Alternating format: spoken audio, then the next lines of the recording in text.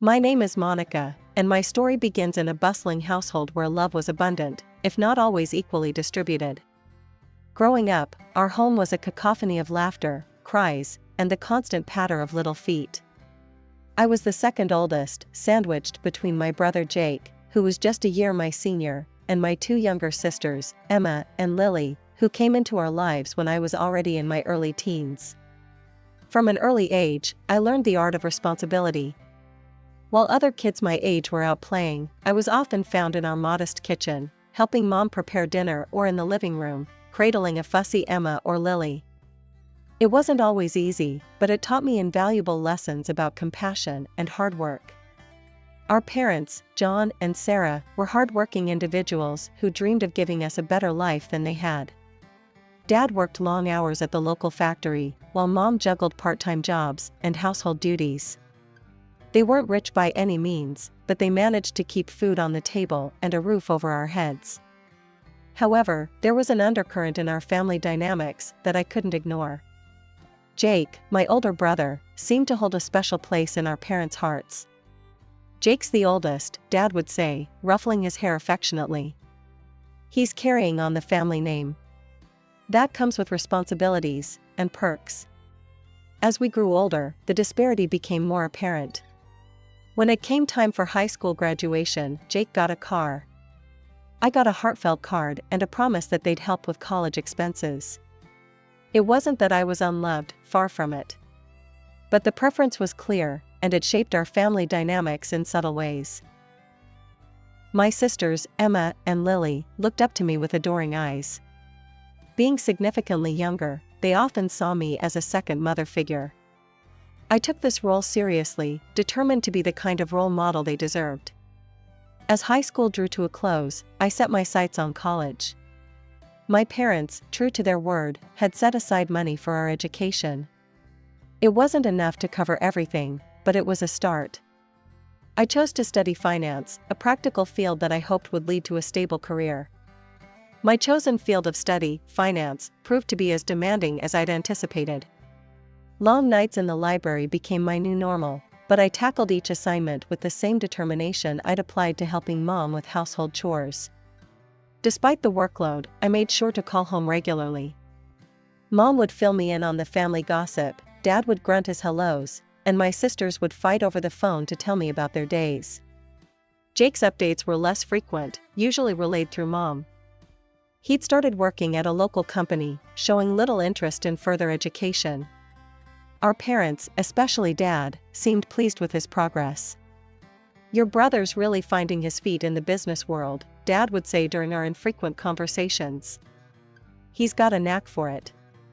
I'd murmur my agreement, pushing down the small spark of competitiveness that flared up. This wasn't a race, I reminded myself. We each had our own paths to follow. As the years passed, I threw myself into my studies and part-time jobs, determined to make the most of the opportunity my parents had given me. Their financial support, while not covering everything, was a lifeline I was deeply grateful for. I knew the sacrifices they were making to keep me in school, and I was determined not to let them down. Graduation day arrived before I knew it. As I stood in my cap and gown, diploma in hand, I scanned the crowd for my family. There they were, Mom and Dad beaming with pride, Emma and Lily waving enthusiastically, and even Jake had made it, standing a bit apart with a half-smile on his face. After the ceremony, Mom hugged me tight. "We're so proud of you, honey," she said, her eyes glistening. Dad nodded, patting my shoulder awkwardly but affectionately. "You've done well, Monica. Now it's time to make your mark in the world." As we celebrated over dinner, I shared my plans to stay in the city and start my career. A part of me had considered returning home, but the opportunities here were too good to pass up. My entry-level position at a financial firm demanded long hours. Visits home became less frequent, limited to major holidays and the occasional long weekend. But I never forgot my roots, calling regularly and sending care packages to my sisters. It was during one of my rare visits home, nearly a decade after I'd first left for college, that everything changed. I was sitting in the kitchen with Mom, catching up over coffee, when my phone rang. It was my boss. "Monica, I have some news," he said, his voice unusually serious. "We're opening a new branch in your hometown, and I want you to head it up. It's a big promotion, but it would mean relocating. Are you interested?" "Yes," I heard myself say. "I'm definitely interested." When I got the job offer back in my hometown, my company said they'd pay for an apartment. But Mom and Dad insisted I move back home. "Come on, Monica," Mom pleaded, "it'll be just like old times." I couldn't say no. On my first day back, I walked into our old house. It looked smaller than I remembered. Emma and Lily, now in their late teens, ran to hug me. Jake lived separately and was already engaged. Later that night, after unpacking, I sat with Emma and Lily in our old room. It felt good to be back, listening to their stories and laughing together. "So, tell me about Jake's fiancée," I said. Emma and Lily shared a look. "Her name's Vanessa," Emma said slowly. "She's different." Lily nodded. "Yeah, she's from a rich family. Her dad owns the company Jake works for now." Something in their tone made me curious. "Different how?" They didn't say much more, just shrugged and changed the subject. I decided to drop it for now. The next few weeks were busy. I started my new job, setting up the branch office. It was hard work, but I loved it. In the evenings, I'd help Emma and Lily with homework or chat with Mom while she cooked dinner. One Sunday, we were all sitting around the table when the doorbell rang. Mom jumped up to answer it. "It's Jake and Vanessa," she called out. I stood up, eager to see my brother and meet his fiancée. Jake walked in first, looking sharp in a suit. Behind him was a tall, slim woman with perfect hair and clothes that probably cost more than my monthly rent. Vanessa looked around our house like it was beneath her. "Oh, how quaint," she said, picking up one of Mom's knickknacks. I watched, confused, as Mom and Dad fussed over her. They kept asking if she needed anything, apologizing for the smallest things. Emma and Lily were quiet, eyes down. When Vanessa made a nasty comment about Lily's clothes, I'd had enough. I pulled Emma aside. "What's going on?" I whispered. "Why is everyone letting her act like this?" Emma sighed. "Jake works for her dad now. It's a big deal. Mom and Dad are scared if we upset her, Jake might lose his job." I was shocked. This wasn't the family I knew. We'd never let anyone treat us like this before. Things got worse at dinner. Vanessa started on me, making snide remarks about my job and clothes. I saw red. "Look," I snapped, "I don't know who you think you are, but in this house, we treat each other with respect. If you can't do that, maybe you should leave." The room went silent. Vanessa's face turned ugly. She stood up, grabbed her purse, and stormed out. Jake followed, looking torn. As soon as they left, Mom and Dad rounded on me. "Monica, how could you?" Mom cried. "You know how important this is for Jake." Dad looked disappointed. "You need to control your temper. This could ruin everything for your brother." I couldn't believe what I was hearing. They kept at it, begging me to apologize, to be the bigger person. Finally, just to shut them up, I agreed to try and make peace with Vanessa. The weeks flew by, and suddenly Jake's wedding was all anyone could talk about. Vanessa took charge, bossing everyone around like she was running a military operation instead of planning a party. She dragged us to endless dress fittings, insisting we buy expensive gowns that matched the venue's aesthetic. When I suggested something more affordable, Vanessa just laughed. "Oh, Monica," she sneered, "we can't have you looking cheap at my wedding, can we?" The bachelorette party was next on her list. Vanessa handed out a minute-by-minute schedule, complete with mandatory activities and outfit changes. It was ridiculous, but Mom kept giving me these pleading looks, so I bit my tongue. Then came the bombshell. Vanessa wanted us to dance at the wedding. Not just a simple waltz, mind you. No, she was planning a full-on performance. "It'll be the highlight of the reception," she gushed. "You'll all look so cute." My stomach dropped. I'd hurt my back years ago in a car accident. Dancing wasn't really my thing anymore. But I figured, how bad could it be? Turns out, pretty bad. I showed up at the dance studio, and the choreographer started talking about splits and lifts and all sorts of crazy moves. Vanessa was there, barking orders like a drill sergeant. "Come on, ladies, put your backs into it." I pulled out my phone, thinking I'd record it to practice later. But as I watched, I realized there was no way I could do this. It was way too much. "Hold on," I said, "this is insane. We're not circus performers, Vanessa. I can't do these moves." Vanessa's face turned ugly. "What do you mean, you can't? Of course you can. Stop being difficult, Monica." I stood my ground. "No, I mean it. I have an old back injury. This kind of dancing isn't possible for me." That's when Vanessa really lost it. She started yelling, throwing around words I won't repeat. Then she hit me with this gem. "Fine. If you won't dance, you owe Jake $3,500 as a wedding gift. It's only fair, since you're ruining my special day." I was speechless. I looked at Emma and Lily, hoping they'd back me up. But they just stared at the floor, Mom's warnings clearly ringing in their ears.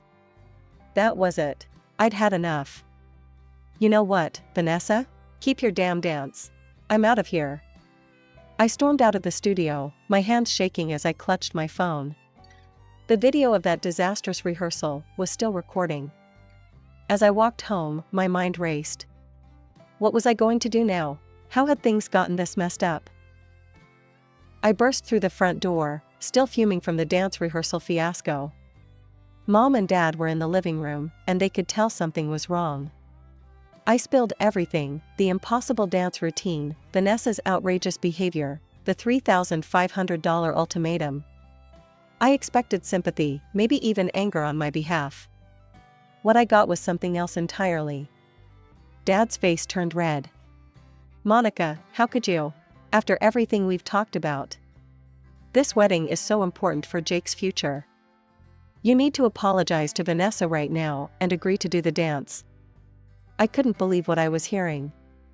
Apologize? For what? Having a spine injury? Standing up for myself? "Stop being so selfish," Dad shouted. "This isn't about you.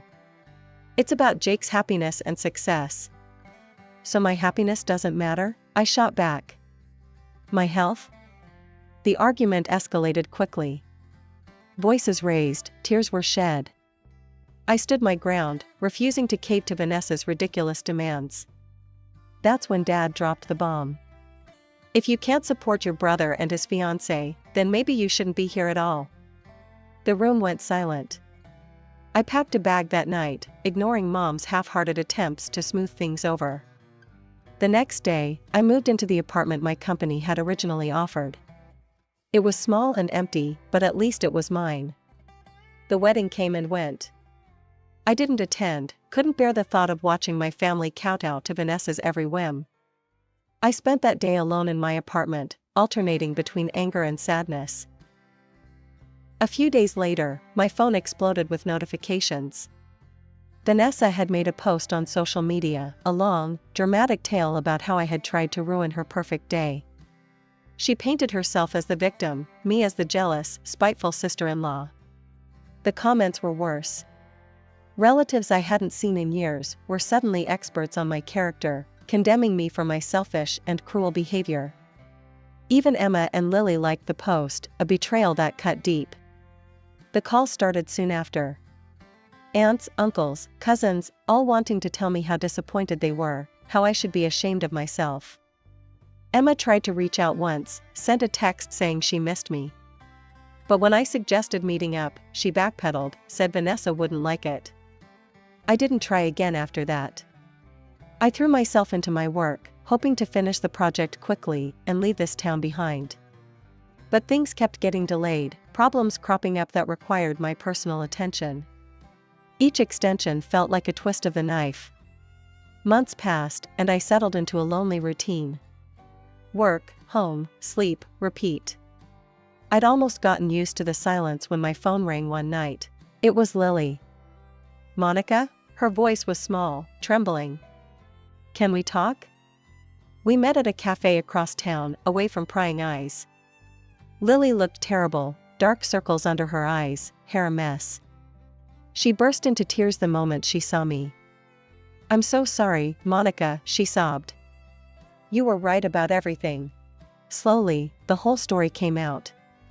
After the wedding, Vanessa had shown her true colors. She'd been ordering Emma and Lily around like servants, making them clean her house, cook meals, do laundry, all without pay. "She says it's our duty as family," Lily said bitterly. "And Jake, he just goes along with it. He sees how she treats us, and does nothing." My blood boiled. "What about Mom and Dad? Surely they don't approve?" Lily's laugh was hollow. "They think it's great.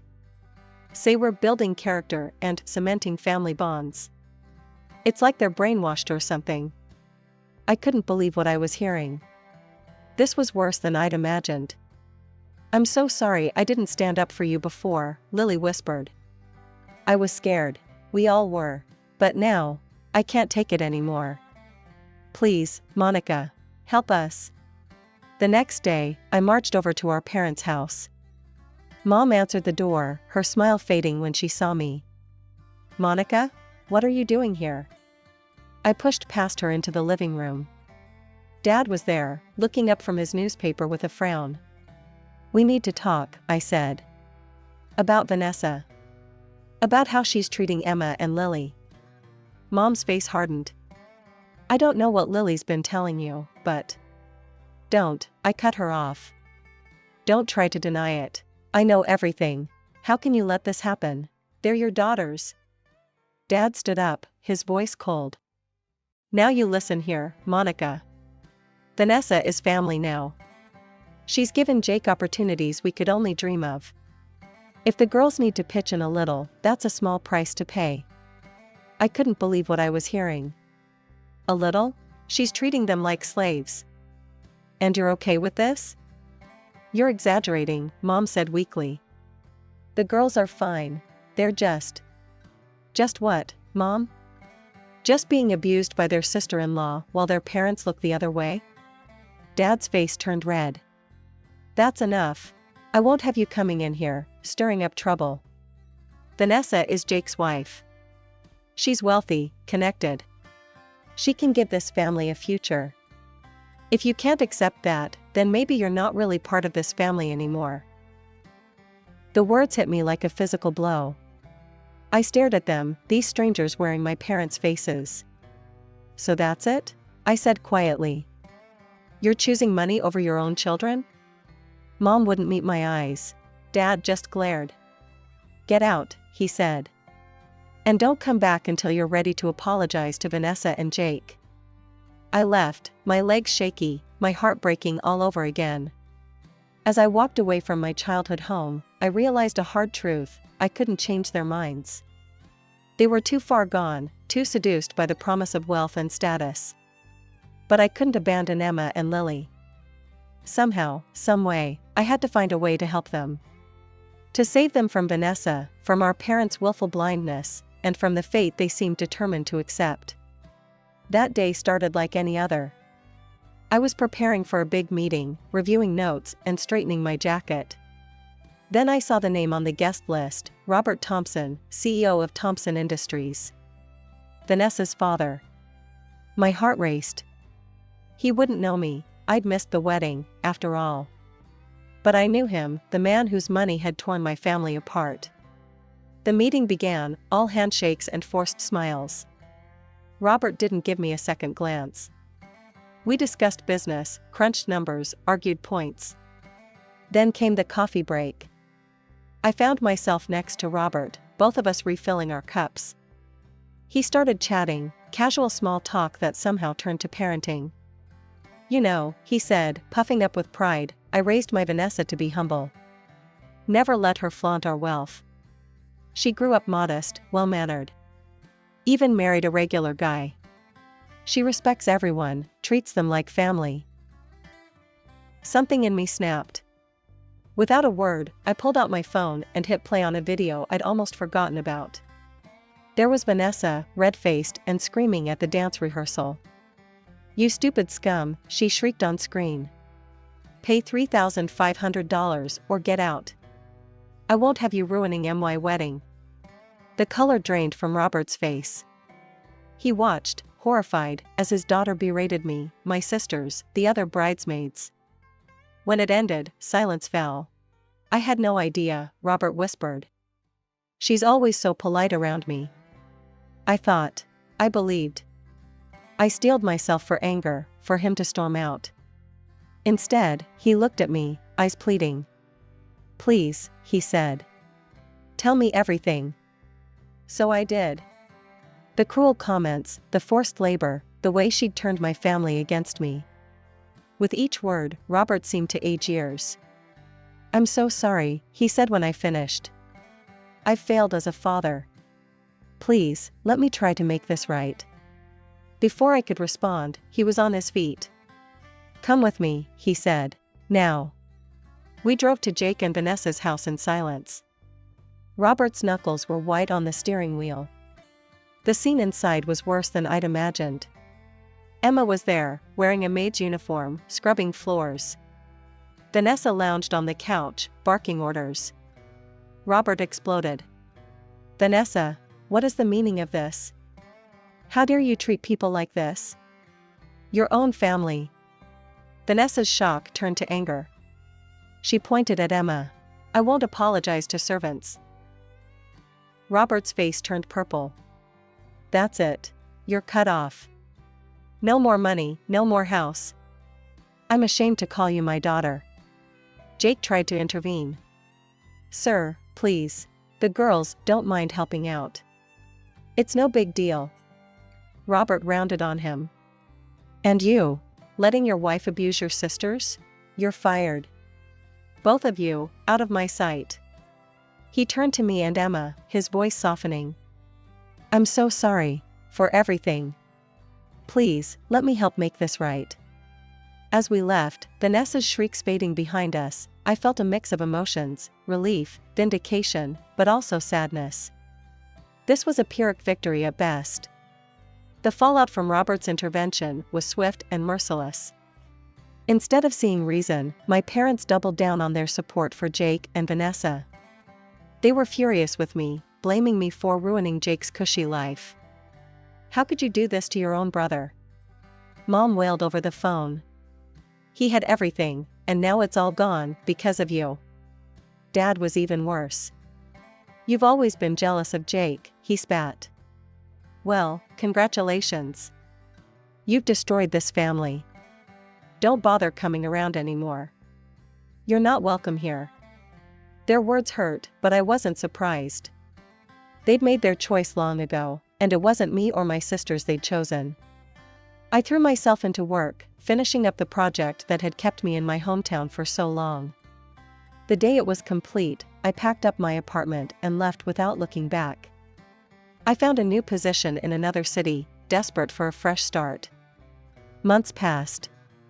I built a new life, made new friends, tried to forget the family that had rejected me. But I couldn't stop worrying about Emma and Lily. I'd send texts, but the responses were always short, evasive. Then, one rainy night, there was a knock at my door. I opened it to find Emma and Lily, soaked to the bone, suitcases in hand. "Monica," Emma said, her voice breaking. "We need your help." Over cups of hot tea, they told me everything. Jake and Vanessa, broke and jobless, had moved back in with our parents. But instead of humbling them, it had made Vanessa even more tyrannical. "She treats the house like her personal kingdom," Lily explained. "And us? We're just her servants." "Mom and Dad don't do anything," Emma added. "They're so afraid of Jake leaving that they let Vanessa do whatever she wants." My heart broke for them. "Why didn't you tell me sooner?" They exchanged guilty looks. "We were ashamed," Lily admitted. "And scared. Vanessa threatened to make things even worse if we reached out to you." "But we couldn't take it anymore," Emma said. "Please, Monica. Can we stay with you? Just until we find jobs and our own place? I didn't hesitate. Of course you can. Stay as long as you need. It wasn't easy at first. My apartment was small, and we were all adjusting to living together as adults. But slowly, we found our rhythm. I helped them polish their resumes, practiced interview techniques with them. We stayed up late, talking through years of pain and misunderstandings. Weeks turned into months. Emma found a job at a local bookstore, while Lily started taking classes at a nearby community college. They insisted on contributing to rent and groceries, even though I told them it wasn't necessary. One night, as we sat around the dinner table, laughing over some silly story, I realized something. Our parents might never come around. Jake and Vanessa might never change. But that was okay. We had each other, and that was enough. As I looked at my sisters, strong, resilient, finally free to be themselves, I knew we'd be all right. Whatever came next, we'd face it together. As a real family should. I never knew what a real family was supposed to be like until I was 7 years old. My name's Rebecca, but everyone calls me Becky. I grew up thinking that all families were like mine, cold, distant, and devoid of affection.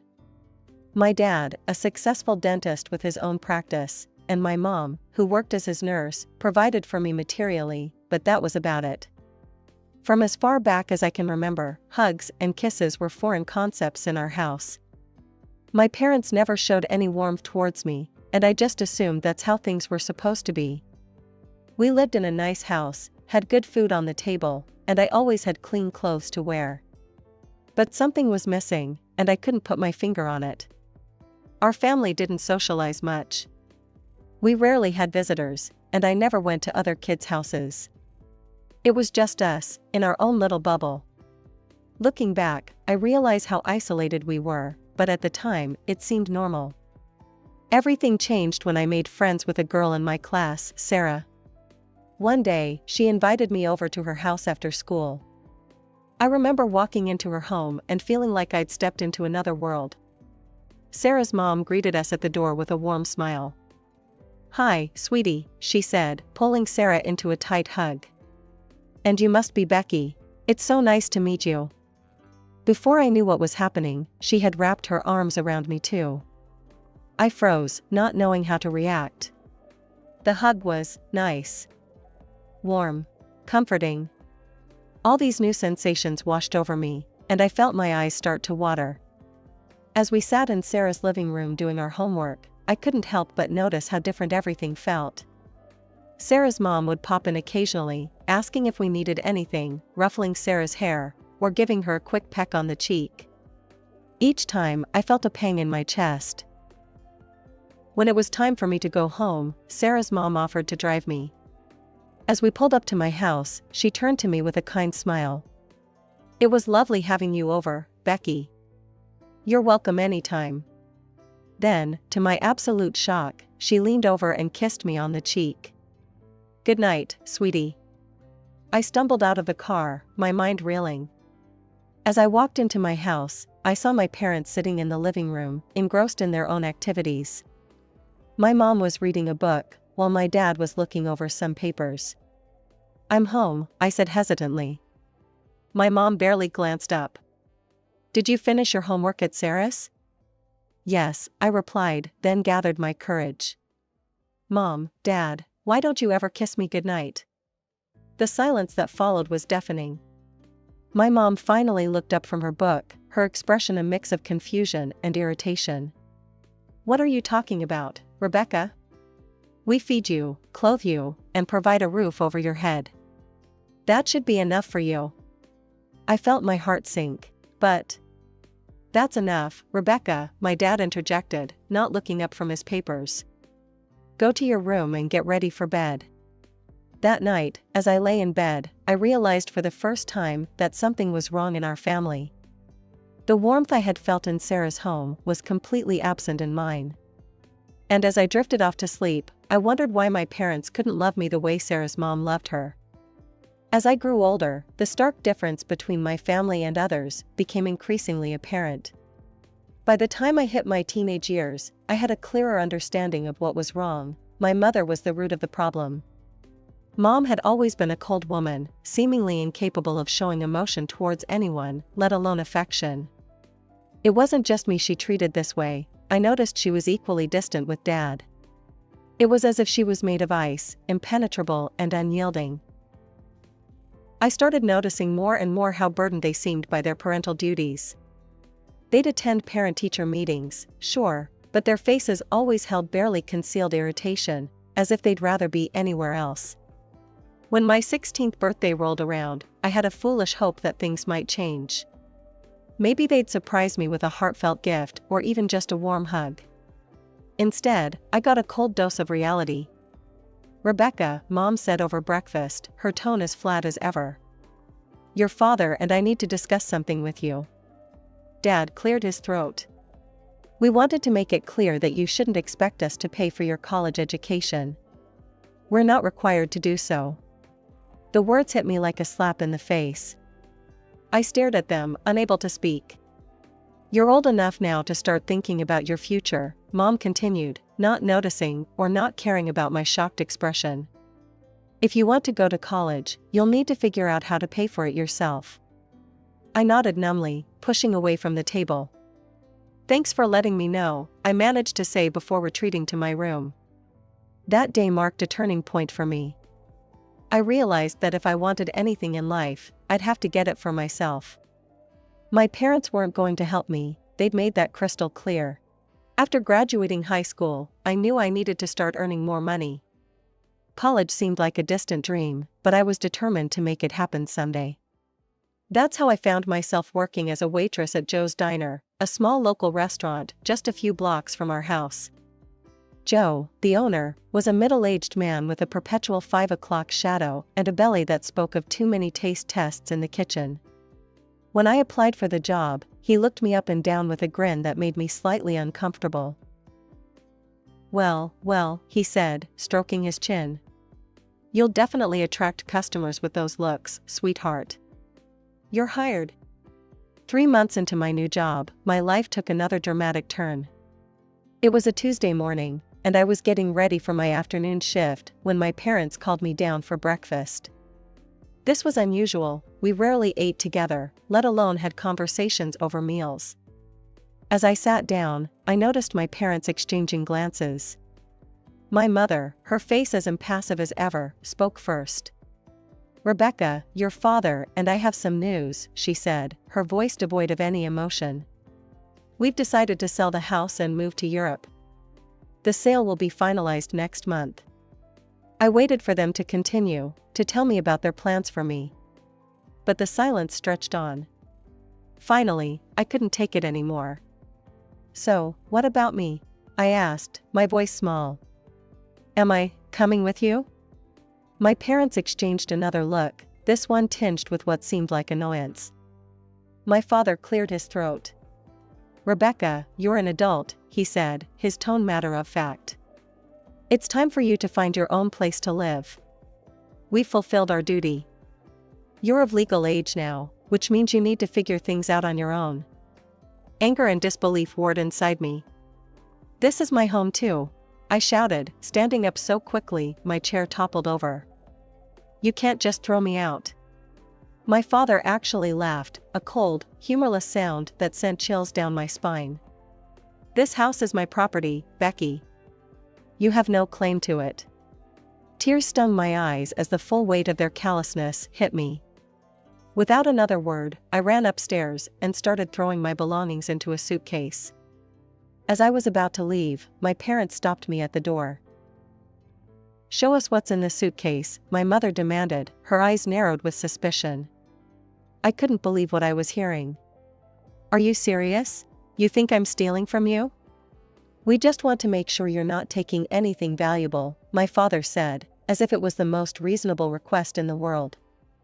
That was the last straw. Years of pent-up anger and hurt came pouring out of me in a torrent of curse words and accusations. I screamed at them, calling them every nasty name I could think of, telling them they were the worst parents in the world. They didn't even flinch. When I ran out of steam, my mother simply opened the door and gestured for me to leave. With nowhere else to go, I headed to Joe's diner for my shift, dragging my suitcase behind me. Joe looked up from behind the counter, his eyebrows shooting up when he saw my suitcase. "Becky, what's going on?" I tried to keep it together, I really did. But as soon as he asked, the dam broke. Tears started streaming down my face as I told him everything, how my parents were selling the house, moving to Europe, and had kicked me out without a care in the world. Joe listened, his face growing more concerned with each word. When I finished, he reached out and took my hand. "Oh, sweetheart, that's terrible. Listen, I might be able to help you out." For a moment, hope fluttered in my chest.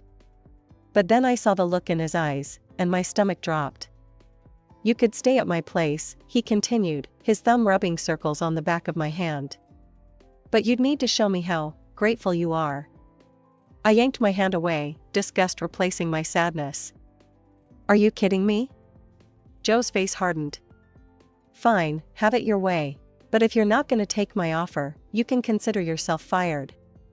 I don't need your drama in my diner." I rented a room at a cheap hostel for the night. As I sat on the lumpy bed, I pulled out my phone and opened my parents' social media pages. I'd never paid much attention to them before, but now I scrolled through their friends lists desperately, looking for any relatives who might be willing to help me. One by one, I reached out to them, explaining my situation. And one by one, they turned me down. Some were polite about it, others less so, but the result was the same, no one wanted to take me in. Just when I was about to give up hope, I got a message from someone I'd never met, my mother's aunt, Evelyn. She lived in another state but said she'd be willing to let me stay with her for a while. With no other options, I used the last of my money to buy a bus ticket to Aunt Evelyn's town. When I finally arrived, Aunt Evelyn was waiting for me at the bus station. She looked a lot like my mother, the same sharp features and steely eyes. "Rebecca," she said, nodding at me. "Welcome." As we drove to her house, Aunt Evelyn laid out the ground rules. "You can stay in the spare room. I expect you to keep it clean and help out around the house. And you'll need to find a job, I'm not running a charity here." The next few weeks fell into a routine. I found a job at a local cafe, worked long hours, and spent my free time cleaning Aunt Evelyn's house and cooking meals. She was always polite but distant, watching me with a wariness I couldn't understand. One evening, as I was dusting the living room, my eyes fell on a framed photograph I hadn't noticed before. It showed a young man with a bright smile, his arm around a younger version of Aunt Evelyn. "Aunt Evelyn?" I called out. "Who's this in the photo?" I heard a sharp intake of breath behind me. When I turned around, I saw something I never expected, tears in Aunt Evelyn's eyes. That's my son," she said, her voice cracking. "He died in a car accident 10 years ago." I put down the duster and did something I'd never done before, I hugged her. To my surprise, she hugged me back, her body shaking with silent sobs. When we finally pulled apart, Aunt Evelyn looked at me with wonder. "You know, I always thought you'd be just like your mother, cold and unfeeling." I shook my head, feeling my own tears welling up. "And I thought you were just like her too." I guess we were both wrong. As the days passed, Aunt Evelyn and I grew closer. The warmth I'd always craved from my parents, I found in her. We'd spend evenings talking, sharing stories, and slowly healing the wounds of our pasts. For the first time in my life, I felt truly loved and accepted. One evening, about 2 months after I'd arrived, Aunt Evelyn sat me down with a serious look on her face. My heart skipped a beat, fearing the worst. Was she going to ask me to leave? "Rebecca," she began, her voice soft but firm. "I want to talk to you about something important. When my son died, I set aside money for his college education. It's been sitting in an account for years now, and, well, I've been thinking." She reached out and took my hand, squeezing it gently. "I want you to have it, for your education." I stared at her, unable to comprehend what I was hearing. "What? But that's your son's money. I can't." You can, and you will, Aunt Evelyn said firmly. My boy would have wanted it to be used for something good. And you, Rebecca, you deserve a chance at a better life. Without hesitation, I threw my arms around her, sobbing into her shoulder. Thank you, I whispered. Thank you so much. And just like that, my life changed again. I enrolled in the local college as a business major, determined to make Aunt Evelyn proud. We settled into a new routine. I'd go to classes during the day, work part-time at the cafe in the evenings, and spend my nights studying at the kitchen table while Aunt Evelyn knitted in her favorite armchair. For 2 years, life was good.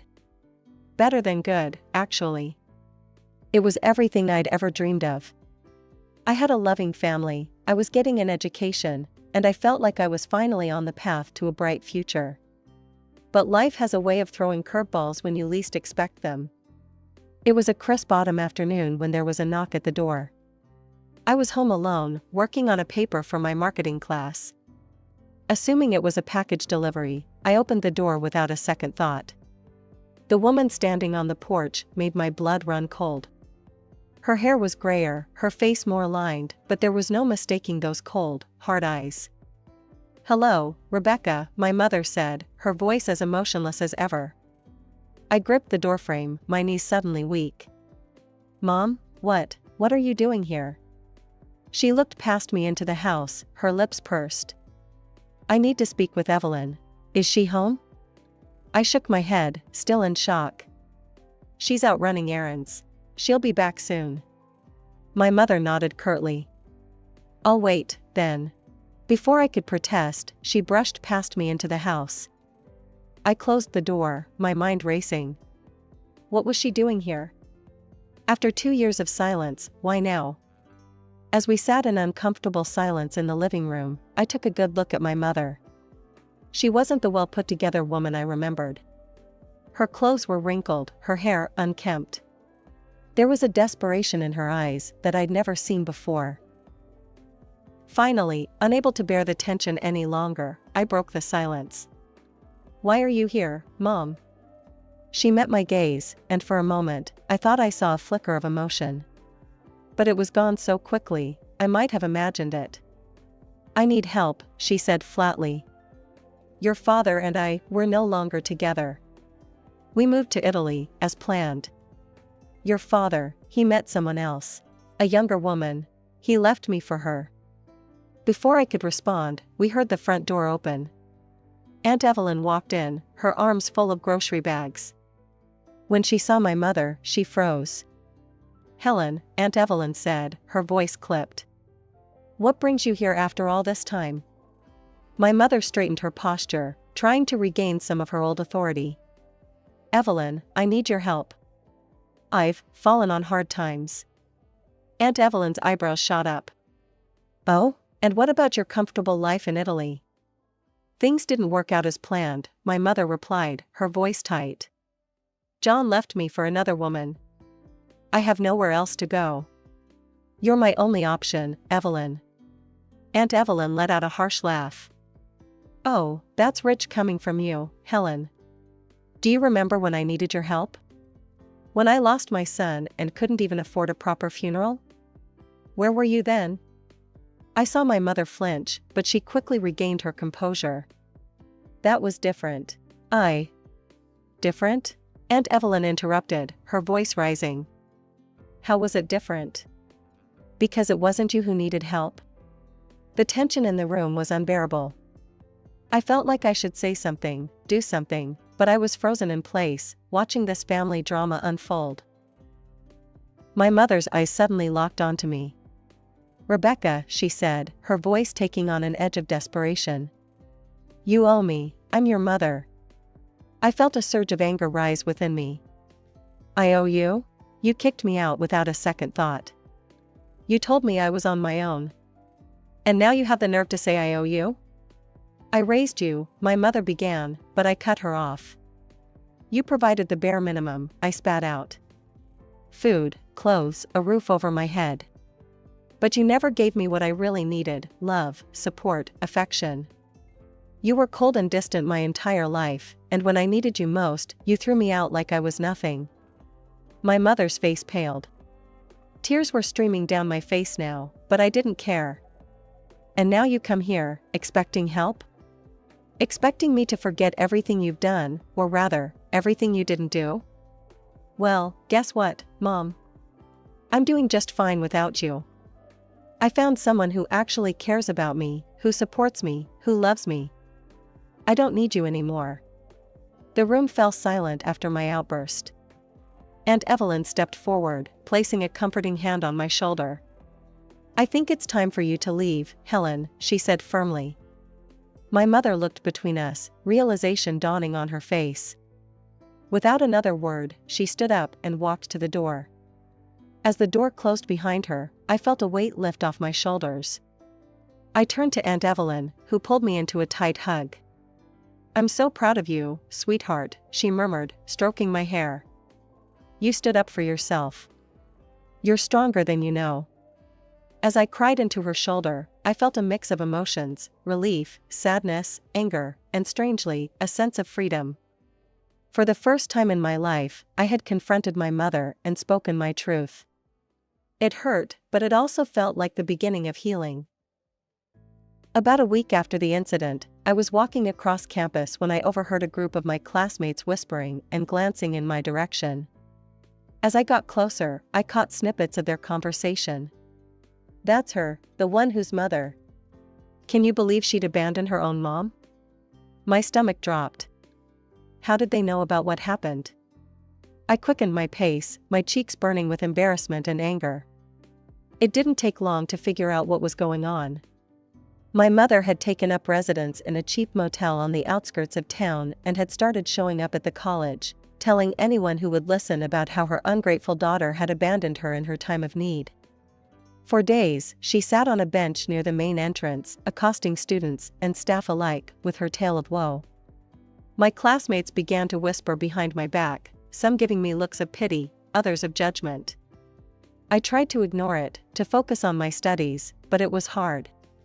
One afternoon, after a particularly grueling class where I could feel everyone's eyes on me, I broke down and told Aunt Evelyn everything. The next day, with Aunt Evelyn by my side for moral support, I approached a group of my classmates who were huddled near the campus coffee shop. I took a deep breath and spoke up. Hey, guys. I need to talk to you about something. About my mother. They turned to look at me, their expressions a mix of curiosity and wariness. And so, I began to talk. I told them everything, about my childhood in a cold, loveless home, about being kicked out the moment I turned 18, about struggling to survive on my own until Aunt Evelyn took me in. As I spoke, I saw their expressions change from skepticism to shock, and finally, to understanding. By the time I finished, there were tears in more than a few eyes. One of my classmates, Sarah, stepped forward and hugged me. Becky, I'm so sorry. We had no idea. Your mom, she made it sound so different. Word spread quickly after that. My classmates, now armed with the truth, became my fiercest defenders. When my mother tried to approach them with her tales of abandonment, they shut her down. The college security, alerted to the situation, began escorting her off campus whenever she showed up. A week later, I heard through the grapevine that my mother had given up and left town. She had returned to our hometown, taking a job as a nurse at the local clinic and renting a small apartment. I felt relieved and calm. Life had settled into a comfortable rhythm. After the tumultuous events with my mother, I found my footing again and threw myself back into my studies with renewed determination. My grades improved, and I was on track to graduate with honors. One ordinary afternoon, as I was reviewing notes for an upcoming exam, my phone buzzed with a notification. A message from an unexpected sender, my father. My heart skipped a beat as I opened it, curiosity and apprehension mingling in my chest. The message read, Rebecca, I hope this finds you well. I'm reaching out because I have a proposition for you. I've remarried in Italy and have a young son now. We could use some help with childcare. Would you consider coming to stay with us? You could be a nanny for your half-brother. I know you probably don't have many prospects there, so this could be a great opportunity for you. I stared at the screen, a mixture of disbelief and amusement washing over me. After years of silence, this was what he had to offer. A job as an unpaid nanny for a half-brother I'd never met? The audacity was almost comical. Without hesitation, I typed a single word in response: no. Seconds later, my phone buzzed again. My father, clearly taken aback by my curt reply, began asking questions. Where was I living? How was I supporting myself? What was I doing with my life?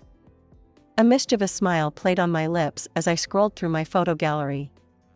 I selected a picture of myself on campus, beaming in front of the business school building, and another of me laughing in Aunt Evelyn's cozy kitchen. I sent these images without comment. The response was immediate. Message after message flooded in, each more frantic than the last.